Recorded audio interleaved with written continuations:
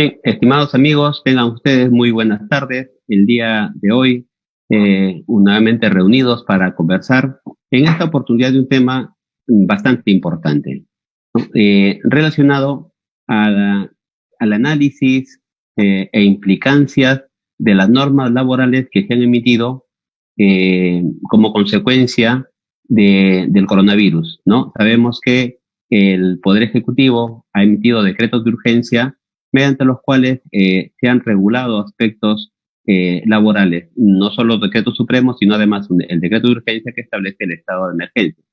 Para tal efecto, el día de hoy estamos haciendo un enlace con el doctor Alejandro Sánchez Cabanillas, quien es asesor legal del Colegio de Contadores Públicos de La Libertad, ¿no? Y además es especialista en materia laboral. Buenas tardes, doctor Alejandro Sánchez. Bienvenido, un gusto, un placer tenerlo con nosotros. ¿Qué tal? Muchas gracias, doctor Rubén Saavedra. Gracias a los amigos del Colegio de Contadores, a todos los que nos están siguiendo. Y bueno, gracias nuevamente por esta invitación para poder resolver consultas frecuentes, preguntas en este estado de emergencia, ¿no? Bien, bien, vamos a trabajar de la siguiente manera. Vamos a formular las preguntas que más o menos el público ha venido haciendo estos días. Y al final, para los que tengan algún tipo de dudas, pueden ir escribiéndonos, ¿no? A la página de Facebook del colegio y en tanto que el tiempo nos dé, vamos a poder transmitirle las preguntas al doctor Alejandro para que nos pueda apoyar. Bien, entonces vamos a empezar. La primera pregunta y lo que todos tienen inquietudes, en este periodo de emergencia, dado por el decreto de Supremo 044-2020 de la PCM, ¿qué empresas obligatoriamente, necesariamente deben laborar? ¿Quiénes, qué empresas, qué tipo de actividades? Muy bien. Bueno, las empresas que deben seguir realizando labores, actividades, no deben de parar, son aquellas empresas que prestan servicios o bienes esenciales. Este concepto es bastante amplio, correcto. Sin embargo, para hacer un resumen, podríamos mencionar, por ejemplo, a empresas relacionadas con servicios de salud, transporte, energía, gas, electricidad, empresas hoteleras, estamos hablando incluso de funerarias, aquellas empresas que se encargan también de la recolección y tratamiento de residuos sólidos. Todas estas empresas están obligadas a seguir laborando. Cuanto más empresas vinculadas con los alimentos, ya sea alimentos manufacturados, alimentos que se producen en el campo, correcto, todas estas empresas tienen esta obligación de continuar sus labores. Doctor. En esta parte, ¿qué pasa con las empresas conexas? Por ejemplo, el proveedor de una empresa agroexportadora o agroindustrial. Lo mismo, se aplica lo mismo. Lo que pasa es que muchos estaban consultando, ¿sabe qué? Yo soy, por ejemplo, seguridad, soy vigilante, no dice nada la norma al respecto. ¿Ya? Estas empresas conexas, que también está especificado en la norma de forma clara, todas aquellas que tengan que ver con garantizar la prestación de estos servicios y bienes esenciales, también están en la obligación de seguir laborando. Ahora, un dato importante que fue aclarado el pasado jueves de este mes fue algo interesante, el decreto de urgencia 29-2020. Este decreto de urgencia establece el deber que tienen estas empresas de continuar laborando. Entonces hay una obligación incluso de seguir laborando por parte del empleador, y además esto se traslada también en una obligación a que ciertos trabajadores deban continuar prestando labores. Ahí, doctor Sánchez, hacemos un paréntesis. ¿Por qué razón? Porque en el gremio contable existen muchos miembros de la orden que están trabajando debido a que las empresas tienen obligación de presentar la declaración anual del impuesto a la renta, y muchas de estas empresas no están comprendidas pues en este artículo 4 del decreto supremo 044-2020 PCM. Entonces, ¿qué está pasando con ellos? ¿Cuál es la situación de este tipo de grupo de trabajadores, ¿no? Contadores, fundamentalmente. Sí, bueno, todos los que están vinculados con la labor contable, entendemos que la labor contable, como la labor incluso legal, ¿no? Es una labor que muchas veces es administrativa. Entonces, ellos están exentos primero de ir al centro de trabajo, o sea, no están en esa obligación de asistir al centro de trabajo, pero no están exentos de realizar labores. En este caso, ellos tienen que realizar labores y que están, por ejemplo, vinculados a ese rubro, pero pueden hacerlo mediante el teletrabajo o el trabajo remoto. O sea, nadie tampoco les puede obligar a asistir al centro de trabajo si es que ellos, digamos, la naturaleza de sus labores, pues no les exige esta. Claro, evidentemente hay un sector del gremio contable que elaboran de manera dependiente para una empresa, pero luego tenemos otro grupo de contadores que tienen sus oficinas, estudios contables, que dan servicio, soporte de la declaración de impuestos a sus clientes. Y ellos, por ejemplo, por un tema contractual, tienen necesariamente que cumplir con presentar la declaración jurada anual del impuesto a la renta, ¿no? Y sin embargo, al no tener vínculo laboral con la empresa, bueno, por ahí no avisaron ningún problema, pero estos estudios contables requieren que su personal siga prestando servicios. Ahí cómo sería el tema. Es correcto. Partimos primero del tipo de relación que hay, ¿no? Muchos me preguntaban también la semana pasada algo similar, ¿no? ¿Qué pasa si yo soy locador? ¿Qué pasa si tengo un contrato de locación de servicios? Soy un estudio. ¿Sigo laborando, no sigo laborando? Bueno, primero hay que dejar claro de que estas normas que estamos estudiando en este momento tienen que ver solamente con la relación laboral. Ahora, ¿han modificado de alguna manera las relaciones civiles? En absoluto. Las relaciones civiles se siguen manejando por sus contratos. Por ejemplo, si yo tengo obligaciones en esta relación civil, tengo algunos derechos, pues esos tienen que seguir cumpliéndose. Salvo que, por ejemplo, en alguno de los contratos haya establecido, ¿no? En caso fortuito, fuerza mayor, situaciones de emergencia, estado de emergencia, se suspenderán mis obligaciones como locador. Bueno, ya es según lo que se regule en el contrato. Pero desde ya esto no ha sido suspendido. Los locadores, aquellos que prestan servicios de forma independiente, siguen manteniendo sus mismos derechos y sus mismas obligaciones. Por ejemplo, aquellos que emiten recibos por honorarios. Normalmente están acostumbrados a que cada cierto periodo les tenga que pagar la empresa. Ellos no son trabajadores. Igual les tiene que pagar la empresa, claro, porque no son trabajadores, aquí no hay una relación laboral y simplemente si es que ellos están cumpliendo su trabajo, pues van a tener que ser debidamente retribuidos. Claro, este es un tema bastante complejo porque yo entiendo que el espíritu de la norma del 044 2020 PCM lo que pretende es solamente habilitar aquellas empresas que están previstas en el artículo 4 para desarrollar actividades. Pero si tenemos empresas que trabajan o personas que trabajan bajo locación de servicio, ¿no? Y no desarrollen esta labor, se entiende que igual, digamos, siguiendo la finalidad de la norma, tampoco deberían de prestar el servicio. Claro, si es que no está relacionado con perseguir la finalidad de estas empresas, no. Por ejemplo, pasó un caso, ¿no? Detuvieron a una empresa que transportaba empaques, bolsas para tratamiento de residuos sólidos. Era una empresa de transporte, ¿correcto? Pero ¿a quién le proveía? A una empresa de tratamiento de residuos sólidos. Todo lo que tiene que ver con esto de basura, recolección, etcétera. Entonces, definitivamente ellos, como empresa de transportes, si es que van a contribuir con garantizar la prestación de estos servicios, pues tienen que seguir laborando. O sea, no se exime de esta obligación. De acuerdo. Bien, lo que también es cierto es que lo que la norma prevé, ¿no? Es que los trabajadores sigan prestando servicio en tanto sea posible a través del trabajo remoto, le he llamado la norma. ¿Hay alguna diferencia entre trabajo remoto y teletrabajo? ¿Es lo mismo o son situaciones distintas? Situaciones distintas, ¿ya? El teletrabajo está regulado ya desde hace muchos años atrás por su propia ley, la ley 30036, es el trabajo remoto, ¿correcto? Y ya el decreto de urgencia 26-2020 entra a regular lo que es el trabajo remoto, ¿correcto? O sea, a partir del 15 de marzo, el domingo 15 de marzo, se regula el trabajo remoto. Entonces, la diferencia principal que hay que tener en cuenta, ambos están permitidos, ¿ah? O sea, si yo, empresa, puedo aplicar el teletrabajo, bien. Si yo quiero aplicar el trabajo remoto, también es bienvenido. Pero sí hay que tener bien clara la diferencia. En el trabajo en el teletrabajo la principal diferencia es la forma de compensación de los bienes. Por ejemplo, si yo, trabajador, utilizo mi computadora, utilizo mi internet, tiene que quedar claro en una adenda al contrato de trabajo, que también ha sido proporcionada por el Ministerio de Trabajo, tiene que quedar claro quién va a compensar esos montos, si el trabajador se los va a otorgar de forma gratuita o si el empleador los va a compensar de alguna manera.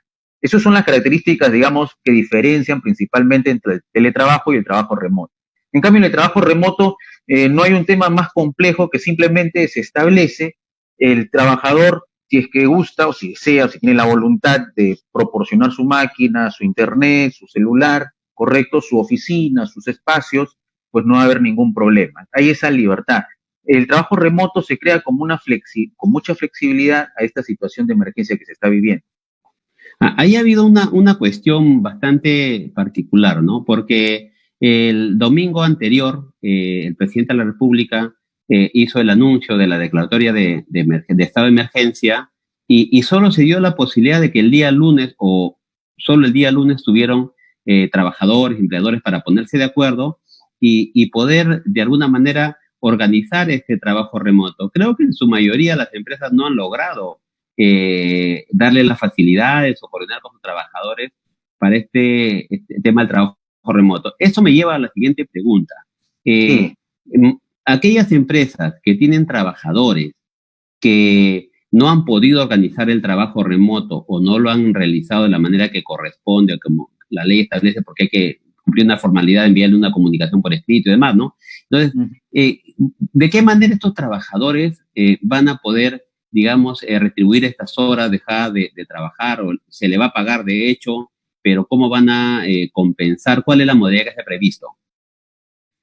Sí, doctor. Bueno, en atención a esa pregunta, permítame hacer una pequeña reseña de lo que ha venido pasando en este mes de marzo, en el tema laboral, ¿no?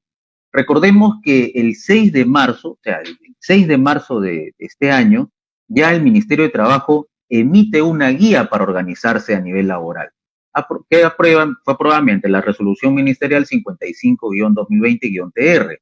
En esta guía, bastante interesante, se tratan ciertos puntos como algunas recomendaciones, medidas de prevención, tanto para empleadores como para trabajadores, y se lanza también la posibilidad de teletrabajo.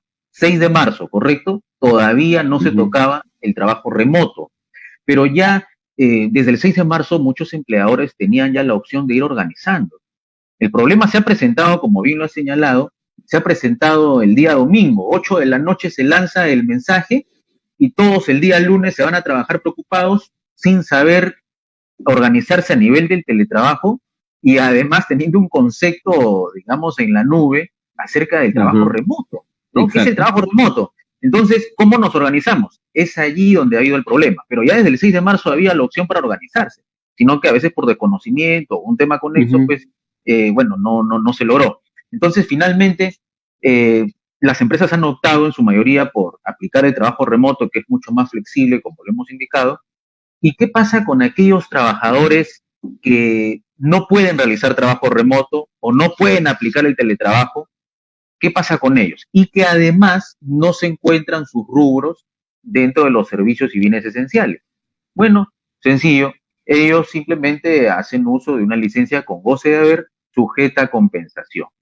Así de sencillo, o sea, esos 15 días, ¿sabes qué? Yo no puedo realizar, por la naturaleza de mis labores, no puedo realizar trabajo remoto, tampoco puedo teletrabajar, tampoco estoy obligado a asistir al centro de trabajo, entonces ellos están sí en el deber de hacer uso de una licencia con goce de haber sujeta a compensación.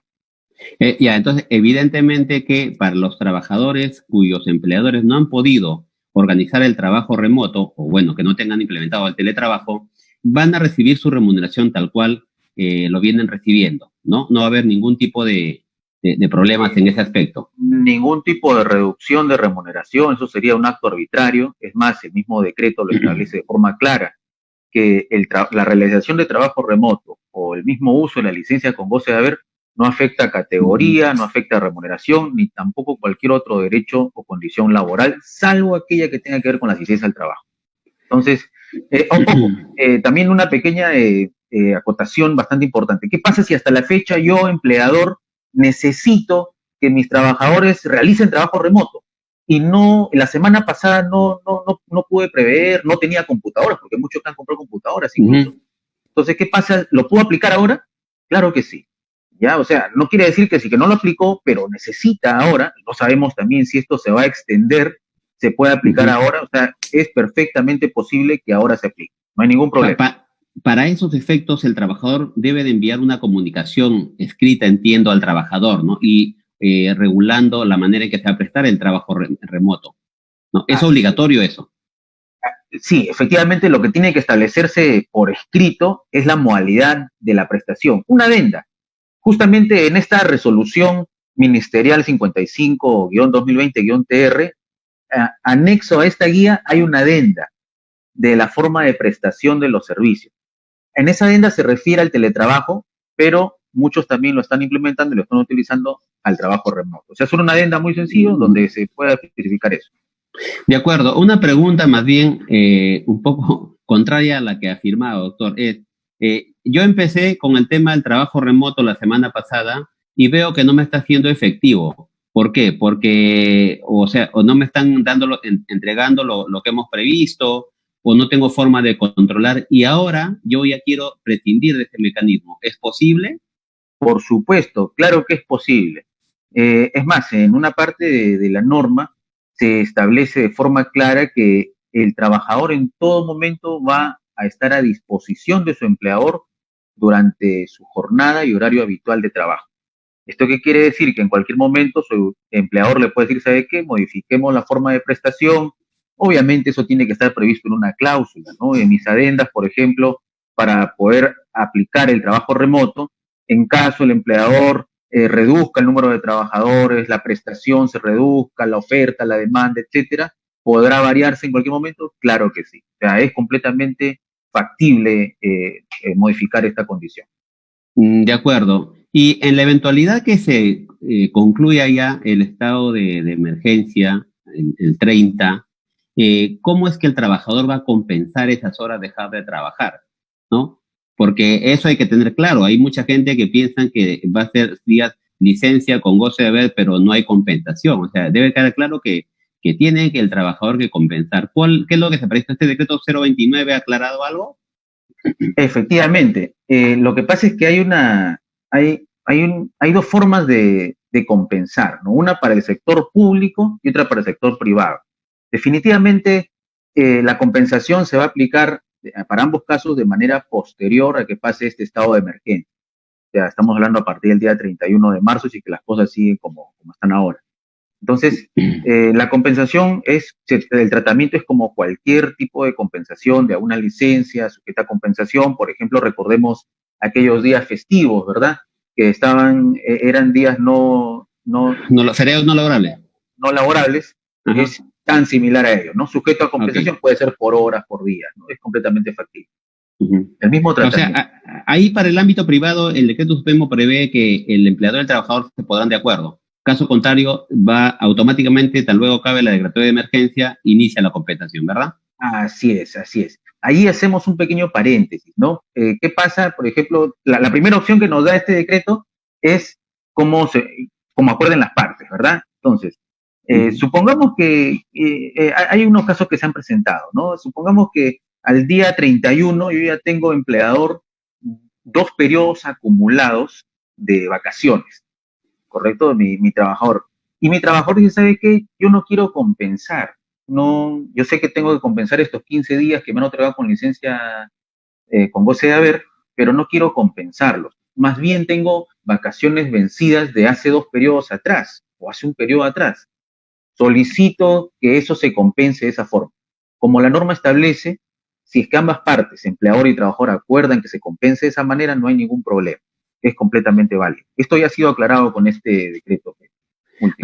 Ideal, porque claro, yo trabajador, por ejemplo, yo laboro todos los días hasta las 5 de la tarde y la compensación a lo mejor es 1 hora diaria y no puedo porque tengo otras actividades ya previstas. Puedo utilizar mis vacaciones que tengo acumuladas por aplicar contra esta compensación que ha previsto el decreto 029, entonces, ¿no? Así es, efectivamente. Ahora, una acotación adicional, ¿no? Muchos dirán, pero no, las vacaciones no se pueden aplicar, etcétera. Queremos aclarar esto, ¿no? Eh, estos decretos y este estado de emergencia ha restringido la facultad que de forma unilateral el empleador conceda vacaciones.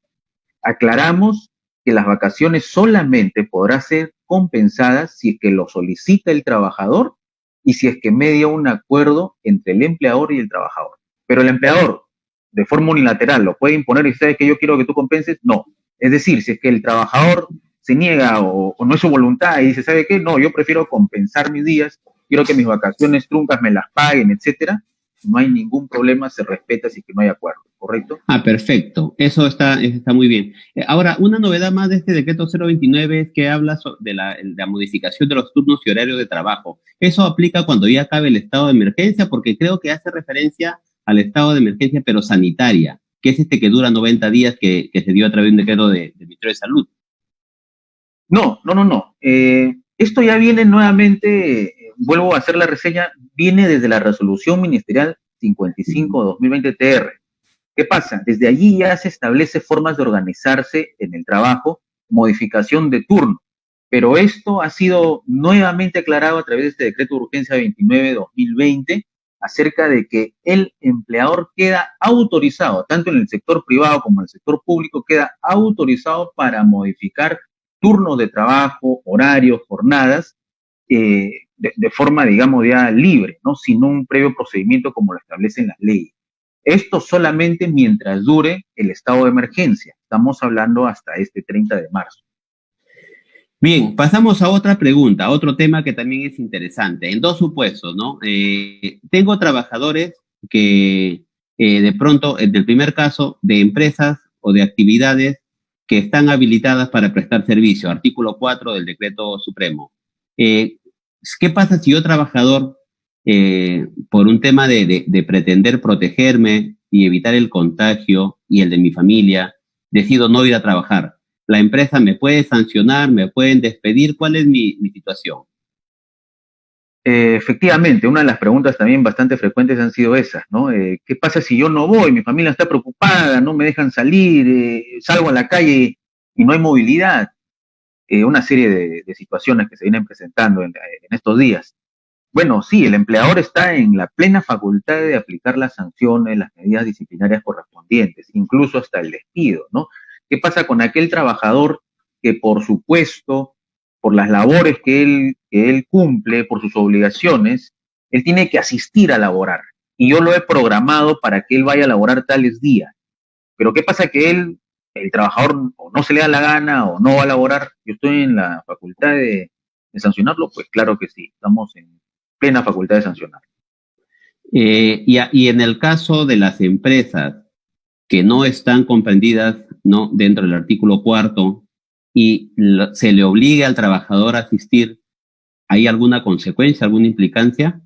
Claro que sí. Aquellas empresas que no están comprendidas en el artículo 2 y artículo 4 y Ajá. además que no tengan que ver con actividades conexas, ¿correcto? Sí. Definitivamente está prohibido, ¿no? O sea, por ejemplo, supongamos un tragamonedas, ¿no? Que le diga a los tragamonedas, a la gente que trabaja ahí, ¿sabe qué? Tiene que venir a laborar para X cosas, o cualquier otro rubro no relacionado, ¿no? Definitivamente están ante una falta grave, bastante grave, que es sancionable incluso a nivel administrativo por SUNAFID. Perfecto. Entonces, queda claro esto. Ahora, ¿qué medidas deben adoptar las empresas para organizar sus labores y garantizar la prestación de bienes y servicios esenciales? Muy bien, primero hay que identificar cuáles son mis grupos de riesgo, ¿correcto? Mis grupos de riesgo van a estar calificados, uno por la edad, ¿correcto? Vemos gente mayores de 60 años y además aquellos que tengan otras comorbilidades como son enfermedades, ¿no? Por ejemplo, cáncer, diabetes, hipertensión, entre otras enfermedades. Entonces, primero identifico a mi grupo de riesgo. Una vez que lo identifico, estas personas yo tengo empleador la obligación de mandarlos a descansar, de hacerles que gocen de su licencia con goce de haber. No tengo por qué mantenerlos en laboral.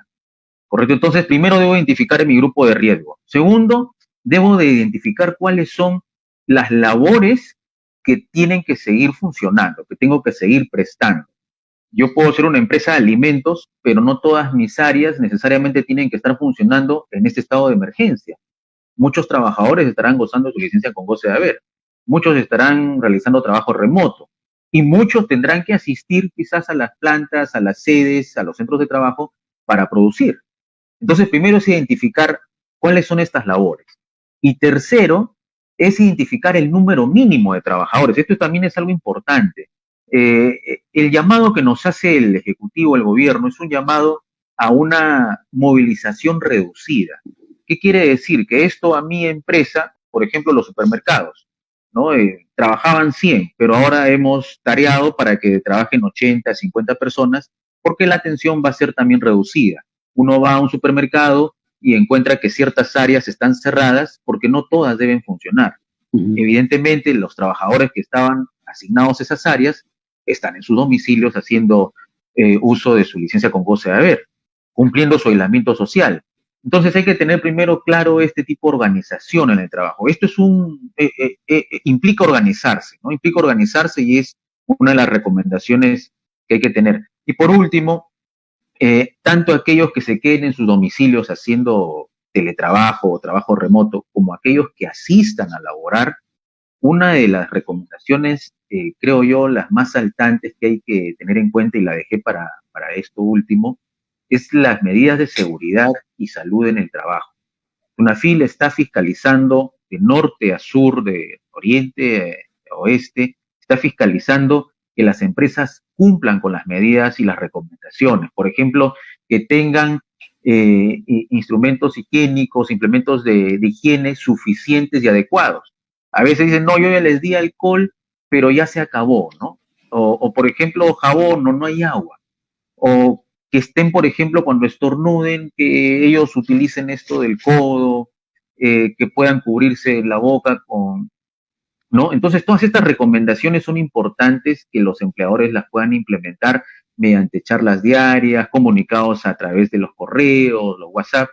Son una de las recomendaciones que considero más importantes en este tiempo de emergencia.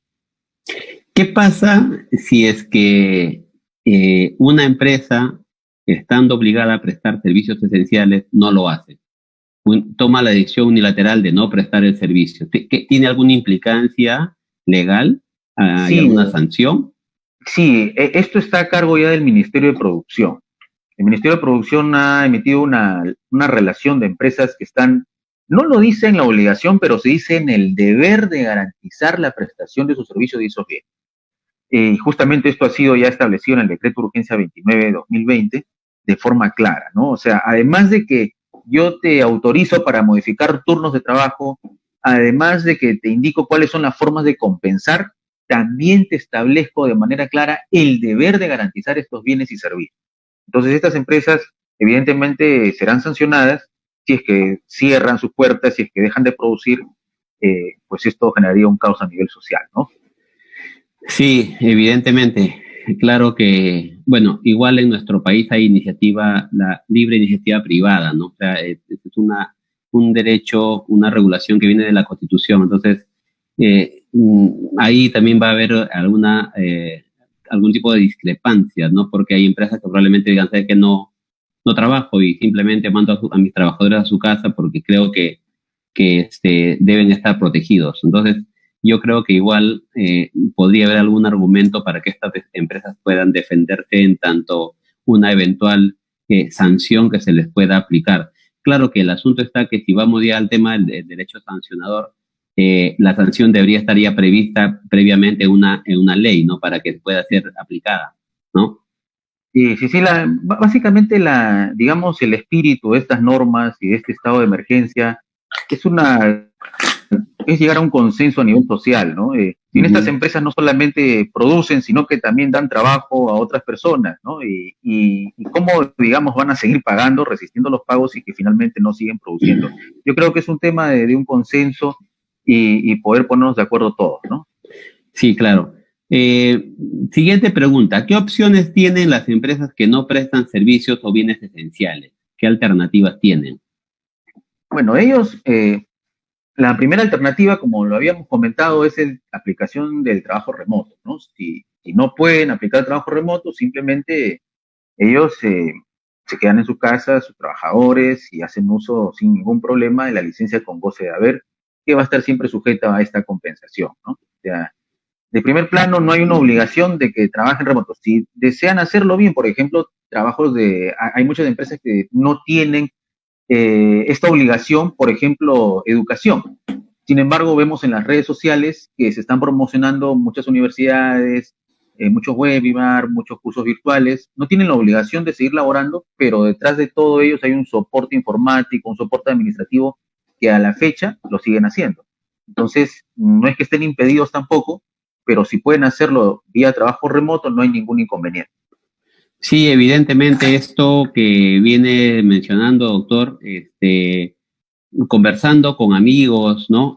Sobre todo en el área educativa, esto va a ser una ocasión para un poco pensar nuevamente y replantear el tema de la forma en que se lleva a cabo la educación, ¿no? La educación a distancia. Muchas universidades ya están implementando el dictado de clases a través de plataformas virtuales. Otras están ya enfocadas en adquirir plataformas virtuales. Creo que esto es más lo que estamos haciendo ahora mismo, es una manera de llegar a un grupo de personas que tienen necesidad de capacitación o dudas, y creo que si les tenemos que sacar algo de provecho de esta mala experiencia que estamos viviendo, precisamente es esto, ¿no? Que la tecnología está sirviendo precisamente para un cambio en la forma de capacitarse, pero para un cambio en la forma de la prestación laboral, ¿no? Entonces, este tema del trabajo remoto, el trabajo a distancia, creo que es una forma que en adelante va a ser preponderante, ¿no? Así es, efectivamente, completamente de acuerdo, así es. Alex, ¿qué pasa con los practicantes en las empresas? ¿Hay algún tratamiento en particular? Sí, para todos aquellos que, bueno, vienen realizando prácticas, ya sea pre o profesionales, a través de alguna modalidad formativa, llámese incluso pasantía, CESIGRA, todos ellos, todas estas disposiciones que hemos estado revisando para los trabajadores se aplican a ellos en cuanto se ajuste a su realidad, ¿no? A su labor. O sea, no hay ningún problema si es que, por ejemplo, yo he podido coordinar empleador con mis practicantes profesionales, por ejemplo, para que ellos hagan uso desde su domicilio, desde su lugar de aislamiento, avancen algún trabajo, alguna investigación, algo que hayamos coordinado previamente, no hay ningún problema, ¿no? También todas estas disposiciones, en cuanto les sean aplicables, es válida para las modalidades formativas. De acuerdo. ¿Y qué pasa con los grupos de riesgo? ¿Qué consideraciones hay que tener? Respecto a los grupos de riesgo, hay un documento técnico denominado Atención y Manejo Clínico de Casos del COVID, escenario de transmisión focalizada, que fue aprobado por la Resolución Ministerial 84-2020-MINTA. Una de las principales recomendaciones que podríamos rescatar de este documento es primero la identificación, ¿no? Como les señalaba, ¿no? Identifico primero como empleador quién es mi grupo de riesgo. No, no solamente hay que tener en cuenta la edad, porque algunos dicen, mira, ¿sabes qué? No tiene 60 años, pero tiene diabetes. Bueno, en el mismo documento también se establece, por ejemplo, les comento lo siguiente, que para personal de salud estarán prohibidos de tratar estos casos de COVID-2019 si es que ellos tienen menos de 60 años, pero presentan alguna enfermedad que es un factor de riesgo como la diabetes. Entonces, no solamente hay que tener en cuenta la edad, sino también estos otros factores que son este tipo de enfermedades, ¿no? Ellos definitivamente no deben ir a laborar, ¿correcto? Ellos deben estar cumpliendo su aislamiento social en su domicilio o en el lugar donde se encuentren, ¿no? De acuerdo. ¿Qué pasa? Hay que ponernos también en este escenario, ¿no? ¿Qué pasaría si es que este estado de emergencia se prolonga? Dios no lo quiera, pero si es que se decide, el Ejecutivo decide ampliarlo, ¿qué es lo que deberíamos de tener en consideración? Sí, primero es la organización. Definitivamente ya nosotros, digamos, debemos pensar a futuro y pensar en organizarnos más aún, ¿no? Ya nos hemos dado con la sorpresa de que el día lunes todo el mundo estaba corriendo de un lado a otro sin saber si iba a hacer trabajo remoto, sin saber si tenía que ir a laborar, con muchas preguntas, correcto, muchas dudas, muchos temores. Pero es el tiempo, creo yo, en esta semana, amigos, de organizarnos, de poder elaborar nuestros formatos, nuestras adendas, nuestros documentos, variar, por ejemplo, los registros de asistencia, tener listos convenios de compensación de horas extra, porque hay algunos que van a trabajar ya no 8 horas, sino 12 horas, porque se está variando también las jornadas, los turnos. Entonces, este tiempo hay que organizarnos con todos los documentos debidamente escriturados, legales, con los requisitos esenciales para evitar contingencias, ¿no? Entonces, es un tiempo para organizarnos y si es que esto se extiende, ojalá que no sea así, pero si se extiende, vamos a poder seguir haciendo funcionar el país y vamos a poder afrontar esto de la mejor manera. Doctor Alejandro, ¿cuáles son las principales recomendaciones en seguridad y salud en el trabajo? Muy bien. La primera es tener material higiénico suficiente y adecuado, ¿no? Lo mencionaba, ¿no? Por ejemplo, alcohol, ya sea alcohol líquido, alcohol en gel, agua suficiente, jabón líquido suficiente, ¿correcto? Otra de las recomendaciones importantes y principales es brindar charlas todos los días, ¿correcto? Charlas, por ejemplo, de estar a 1 metro de distancia. Son recomendaciones que nos ha dado el MINSA. Justamente en esta resolución ministerial 55-2020-TR se establece y nos facilita el link del MINSA donde hay una serie de recomendaciones que todas las empresas deben aplicar, ¿no? Entonces, por ejemplo, si yo voy a estornudar, hacerlo de la forma adecuada, la forma correcta. También otra recomendación para las empresas es, de ser posible, establecer un tópico dentro de ella. Por ejemplo, si yo soy una planta, una agroindustrial, tengo que establecer un tópico, si es que no lo tengo aún, para poder atender estos casos. ¿Qué pasa si es que sospecho que alguno tiene este virus, correcto? Entonces tengo que llevarlo ahí, poder tomarle la temperatura. Una de las medidas, por ejemplo, adoptadas es la medición de la temperatura a todos los trabajadores al ingresar y al salir del centro de trabajo. Entonces son cosas importantes y además también les comento que SUNAFIL está fiscalizándolas de manera muy frecuente, ¿no? Perfecto. Bien, doctor Alejandro, creo que hemos enfocado las principales dudas y incertidumbres que tienen los colegas, contadores y bueno, y público en general que el día de hoy nos está siguiendo. Hay algunas preguntas que nos han hecho por Facebook y vamos a tratar de absolverlas en tanto que el tiempo nos dé y en tanto que la claridad de la pregunta lo permita. Nos preguntan, claro, por ejemplo, Boni, ¿se pierde algún tipo de bono? Por ejemplo, movilidad. Por supuesto, definitivamente. Se pueden modificar hasta incluso dejar de percibir todas aquellas condiciones de trabajo relacionadas o que están supeditadas a la asistencia al trabajo. Si yo tenía un bono por movilidad y este bono o esta movilidad yo no la voy a hacer uso porque estoy cumpliendo mi aislamiento social, definitivamente se pierde por este periodo. No quiere decir que no se vuelva a retomar. De acuerdo. Otras preguntas. ¿Y los que no están de acuerdo en compensar horas dejadas de laborar, qué medidas tomaría el empleador? Bueno, es una obligación en primer lugar compensar estas horas dejadas de laborar porque han sido debidamente remuneradas, han sido con goce de haber, ¿correcto? Entonces están en una obligación compensarlas. ¿Qué pasa si que no están de acuerdo, no desean? Pues el empleador puede incluso sancionar o aplicar descuentos a los trabajadores que no deseen compensar, ¿ya? Es como, por así decirlo, hasta abandonar. O si que yo, por ejemplo, te programo para que no trabajabas el día sábado, pero vamos a recuperar 15 sábados, supongamos, pero los trabajadores no van, entonces están en esta obligación y el empleador tiene las facultades de incluso sancionar. Perfecto. Una consulta más. El personal que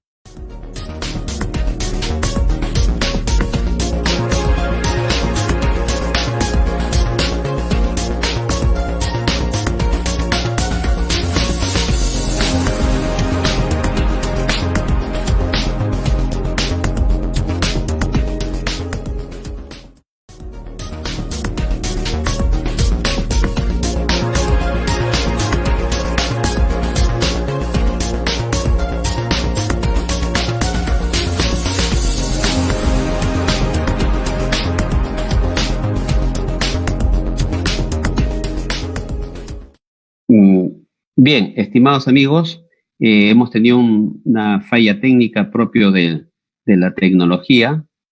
Vamos a continuar. Alex, ¿te tengo en línea? Sí, yo estoy en línea.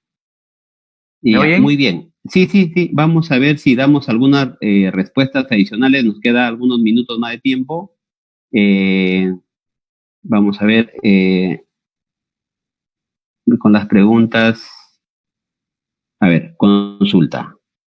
Eh, Al inicio del estado de emergencia, el trabajador se encontraba de vacaciones. ¿Se le suspende o se continúan las vacaciones? Interesante la pregunta. Sí, bastante interesante. Realmente esto ya queda más en un plano del empleador, ¿no? El empleador tranquilamente podría decir, ¿sabe qué?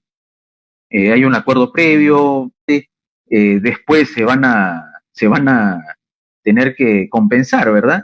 Entonces, ya está más que todo en una decisión del empleador. Eh, Definitivamente, legalmente no se suspenden, tienen que respetarse y bueno, no hay ahí mayor inconveniente. De acuerdo. Una pregunta más. Dice, si el trabajador no puede o no quiere compensar y tampoco pide se le aplique a vacaciones, ¿el empleador se lo puede descontar como inasistencia? Si es que por eso lo que decía en la pregunta anterior antes que esto se corte, ¿no?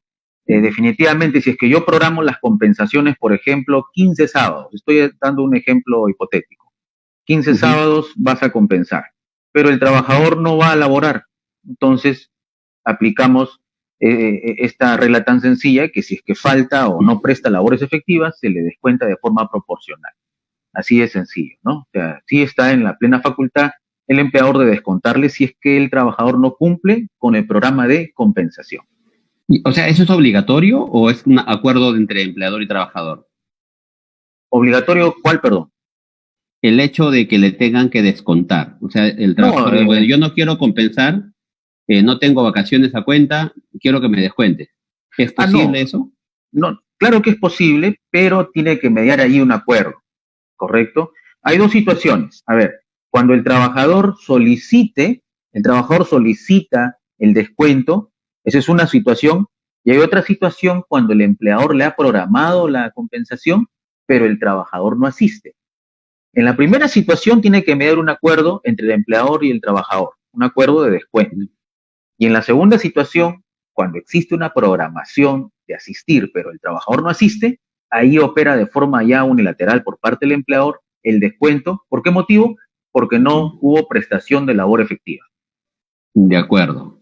Acá hay otra consulta. Dice, ¿se puede cortar o suspender sin goce de haber el vínculo laboral a los trabajadores si el empleador no posee liquidez o estos 15 días tengo que pagarlos o sí? Hay posibilidad de que se pueda abrir, hay posibilidad de que en abril pueda prescindir vínculo laboral. Entiendo que la pregunta, estimado Alex, va, ¿qué pasa si es que, bueno, para muchas empresas esto es un poco complicado estos días porque no están prestando servicios, no están vendiendo y no tienen ingresos. Aparte de, tienen que cumplir obligaciones tributarias. Entonces, el panorama es un poco complicado, complejo, ¿no? Lo que nos Sí, pregunta nuestra amiga. Sí. ¿Cuál es tu sí, correcto, opinión? correcto. Definitivamente no hay una autorización, no hay un permiso, por así decirlo de manera más amigable, para romper el vínculo con los trabajadores, ni mucho menos para dejarles de pagar. Todos tienen que percibir sus remuneraciones en la forma habitual, ya sea en la quincena o este fin de mes. Entonces, no debe haber ningún tipo de afectación a esto. Ojo que el gobierno ha previsto que esto solamente dure hasta el 30 de marzo. La situación se complicaría muchísimo más si es que esto se amplía. Entonces hay que tener un poco también de cuidado y entiendo que definitivamente la situación está bastante incierta para nuestros Ujú. microempresarios, ¿no? Sobre todo. Sí, sí, sí. Sí, otra pregunta, te dicen, los centros de peaje, de peaje, dice, ¿están obligados a laborar según la ley? ¿Sus trabajadores deben asistir? Por supuesto que sí. Ojo, tengamos en cuenta que ellos están en el rubro del artículo 8 y 9, correcto, lo que habla de transportes, pero están también conexas a las actividades detalladas en el artículo 2 y artículo 4 de este decreto supremo. Entonces, ellos como actividad conexa tienen que asistir, no quizás en la misma cantidad de trabajadores, como les indicaba, esto ha bajado, el tráfico también ha bajado, entonces también de alguna manera pues baja la reducción de trabajadores que deben prestar labores. Claro, nos preguntan, bueno, ya se respondió, creo, pero dice, ¿aplica esto para trabajadores con recibo por honorarios? Creo que se conectaron tarde, pero tal vez pueda hacer algún resumen. Sí, claro que sí, con todo gusto. No aplica, ¿ya? En principio no aplica para aquellos que son locadores, aquellos que emiten recibos por honorario, ¿correcto? O sea, no son independientes. Pero también hago una acotación, ¿no? Si es que tú eres independiente, emites recibos por honorario, pero tú sabes que hay una relación laboral de por medio, en otras palabras, esta relación está desnaturalizada, entonces definitivamente tú eres un trabajador más y tu empleador debe tratarte como un trabajador en base a este principio de primacía de la realidad. Correcto. Entonces hay que tener un poco de cuidado ahí, ¿no? Tú emites recibo por horarios, sin embargo eres un trabajador, ¿no? Entonces hay que tener Claro. cuidado en cómo lo tratamos. Alejandro, un tema que ya habíamos conversado, y parecido, acá me pregunta Amanda Ruiz, dice, ¿cómo se trata si el contrato del trabajador termina estos días? ¿Habrá que esperar que termine el aislamiento para que el trabajador firme la liquidación y se le pueda pagar?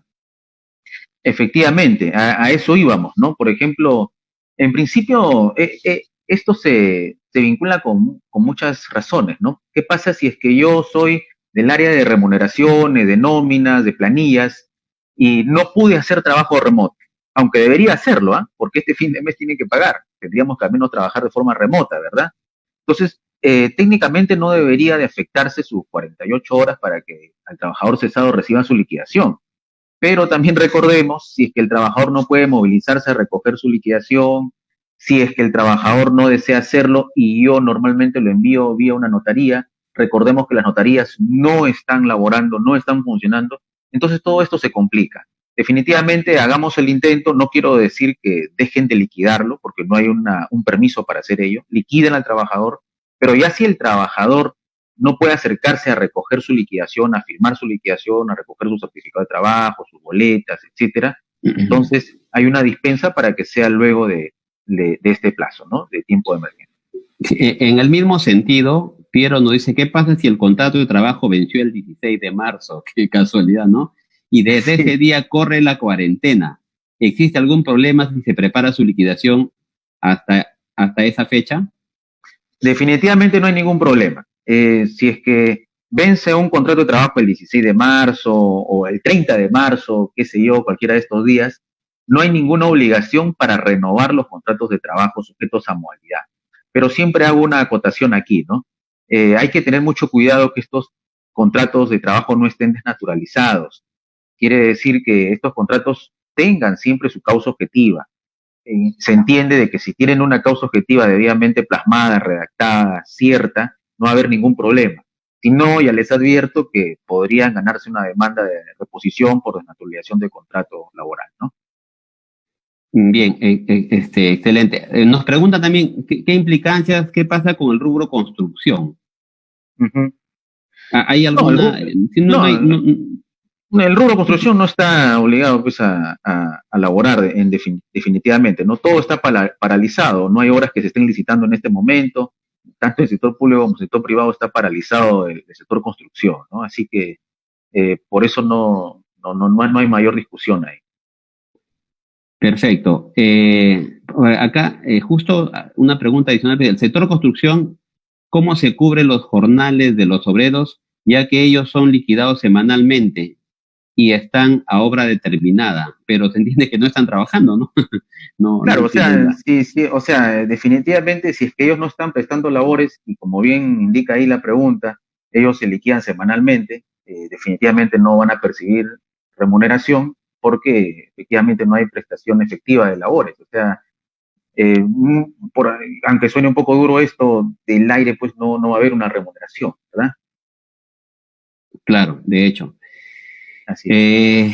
Bueno, tenemos muchas preguntas más, nos han hecho muchas preguntas nuestros amigos, el tiempo ya nos gana. Hagamos lo siguiente, mi estimado Alejandro. Hay varias preguntas que han quedado, que han formulado. Vamos a darles, luego de cerrar la transmisión, la respuesta a cada una de las consultas formuladas. Ya estamos al cierre de la transmisión. Algunas recomendaciones finales que tú creas que las empresas deben de tener en cuenta. Sí, claro que sí. Nuevamente hacer un llamado a las familias, a los trabajadores, hacer un llamado a los empleadores, flexibilizarnos un poco, correcto, al tránsito, a las Fuerzas Armadas, a la policía. Les decía hace unos momentos que esto es una situación que nos involucra a todos y, por ejemplo, hay que ser un poco también flexibles, ¿no? Si es que mi trabajador tiene que ir a laborar y llega 10, 15 minutos tarde, flexibilicemos un poco la facultad sancionadora, ¿no? ¿no? No hay que estar ya sancionando por temas que sabemos que son coyunturales, la movilidad está escasa, la forma de movilizarse está complicada. Entonces es un llamado tanto a trabajadores, a familias, a empleadores, a poder todos ponernos la misma camiseta y poder sumar en estos tiempos de emergencia, ¿no? Esa sería la recomendación para todos. Y bueno, estamos para resolver cualquier consulta, servirles. Agradezco el tiempo, la invitación, doctor Rubén, y a todos los agremiados del Colegio de Contadores. Bien, estimado Alex, muchas gracias por tu participación. Interesante, muy clara tu participación. Y desde ya te hago llegar a nombre del Colegio de Contadores, en representación del colegio, mi agradecimiento. A todos los demás colegas, vamos a continuar a través de este medio, el colegio va a continuar con este tipo de eventos, de capacitaciones, y bueno, sigamos las recomendaciones que da el gobierno, ¿no? Quedémonos en casa, ¿no? Y dediquemos el tiempo a los quehaceres que ordinariamente tenemos, ¿no? Con las limitaciones evidentemente que existen. Un abrazo fuerte para todos, hasta pronto.